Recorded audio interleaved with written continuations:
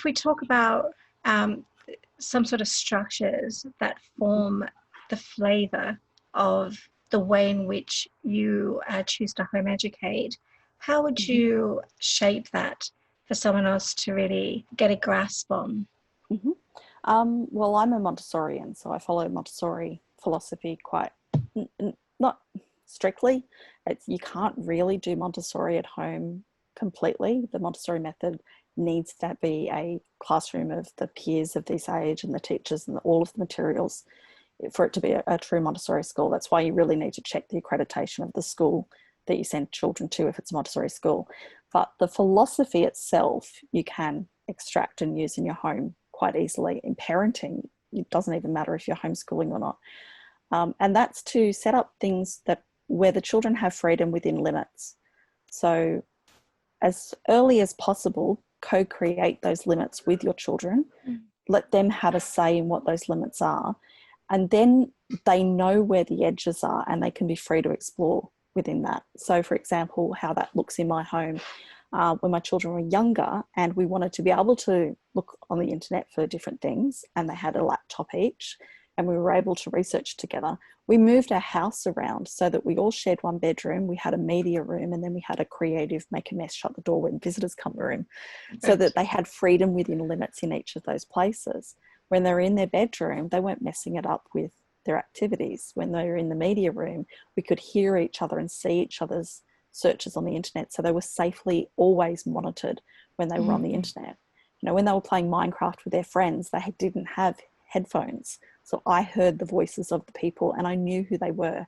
And I knew the parents of the people that they were playing with. You know, under the age of 11, no, you don't get to talk to someone you've never met on the internet, because that would be irresponsible of me, and that's your limit.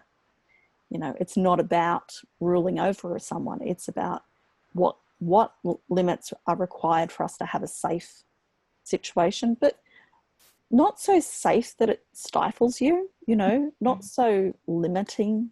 You know, if a child is asking for information about something, that means that they want to know the answer. So you give them the answers until they say, oh, whoa, too much information, you know, like the birds and the bees, that kind of talk, you know. That was a recent one in our household. So. Oh, there you go. So, and I actually just to jump in, I actually got told, I was given the birds and the bees conversation rather than the other way around. I was like, this is interesting. Because he said to me, I know all about sex, Mum. And I said, oh, well, that's great. Share with me what you know. Yeah. And he said, you know, he told me about certain things. And I was like, well, I mean, you do know a lot, and that's you know, that's good that you're sort of finding out these things. Because they're going to ask what they want to know or what their body feels like they need to know at those right times. Yeah, and then when you're having those sorts of interactions with your children that are on a level that meets their needs, and it's not a hierarchical top down, it doesn't mimic school. School is an artificial construct. Throw that out the window. You are a parent. You're the human that said, you're going to have a life. You're going to be invited to this shindig we call life. It has an expiry date. You're not going to live forever, which is a pretty hard thing to realize when you're 3 and 4 that people die. Usually that's around the age that children start to go, oh, you know, certainly by 10, they know that death actually happens. You've done that to another human being. You know, you've made that choice to give that person a life, and now they have to live that life. And so even though it sounds very harsh on my behalf to say it to parents, you do know it's true. And at the end of the day, you do want to kind of cut to the chase and get real about what you've done. Yeah. Is that you owe them. They don't owe you. The children don't owe you anything. You owe them. And you owe them showing up, connecting, supporting, being there with what their needs are. You don't get to have a child based on the dream version you had when you're 18. You get the child that you got, whether they turn up with a disability or with, you know, any number of issues that come up in life. You know, you get the child that you got, and you have to parent the child that you have, which also means that giving advice to other people is a fairly generalized thing.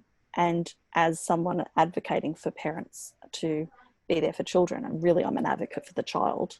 I'm just talking to the parent, but I'm really, you know, hoping that their child is feeling more listened to through the experience.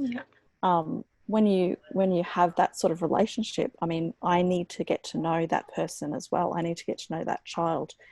So if you head towards that direction where the child is teaching you what they know about sex and things like that, that's a really good indication that that child is feeling supported with who they are. They feel more confident. And with that, that means that they've got more confidence with the life that they have, and they're more likely to like thrive and do things with their life. And, you know, which is what we want for our children, is that that they're glad that we had them and they're doing something with their life. You know, that's really what we want. So I think a lot of the schooling culture that comes into parenting really is about achievement. And a lot of home educators, the first thing you say is, it feels like I've got my child back. It's almost like you abandon that connection to give your child over to this construct where it's all about appearances and you get an award, so therefore you're good. But, you know, life doesn't give you awards that way, you know. There's no gold standard. Yeah, and I will say from our experiences as a parent, being a viewer of what was going on, and then being sort of their advocate to sort out what was happening. The difference between being at school and not being at school was that it became an inward experience. It was an internal experience. And I think that we all have this internal compass.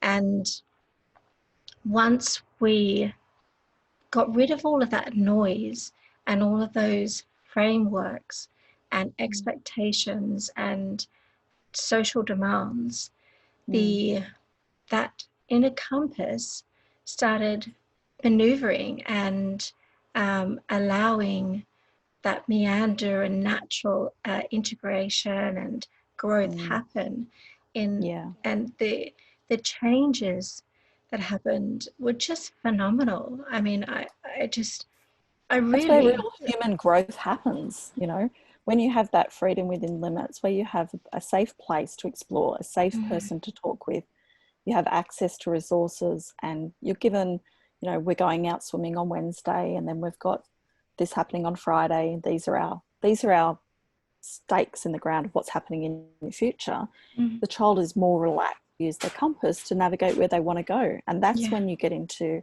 you know, deep level interests, where they go down the surface layers of learning something superficially.